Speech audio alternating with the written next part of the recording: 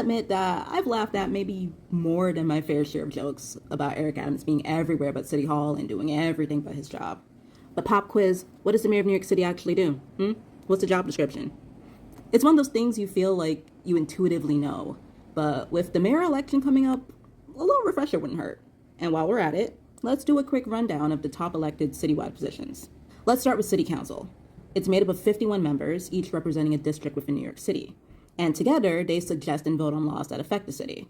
They also, working with the mayor, set the city's annual budget, the $100 billion, give or take, that cover the cost of keeping the city running. And the money for that budget comes mostly from our taxes and fines and fees that we pay, but also from the state and federal aid.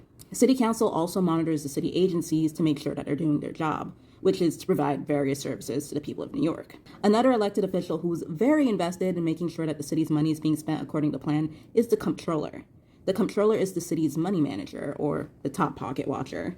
The comptroller watches how the city agencies spend their money, reviews all the city's contracts, checks for corruption, and is in charge of the city's pension funds.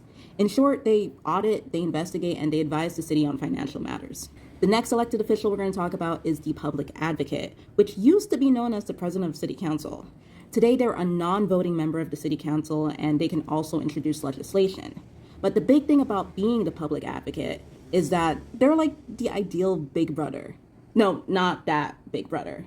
Like a familial big brother who you can go to as a regular citizen when something's wrong. In this case, if you have a grievance with the city or an agency, and they investigate it and try to solve that problem for you. They're also the first person in line to take over if the mayor is unable to serve. Speaking of which, we're almost at the mayor. I just want to go over one more type of elected official first, and that's the borough president. There are 5 of them in total since each borough has one, and they've been described as the borough's biggest boosters. They're the embodiment of BK all day, Queens get the money from the city, Big Bronx energy, Staten Island step up, Manhattan up and atom. That was terrible, I know, but you get it. They monitor how city agencies are servicing their borough. They advise the mayor and city council on projects that affect their borough, like land use and development. They can also introduce legislation to city council, and they have their own budget to fund borough-specific projects. And they have the power to appoint people to the community boards. Now, the moment you've been waiting for.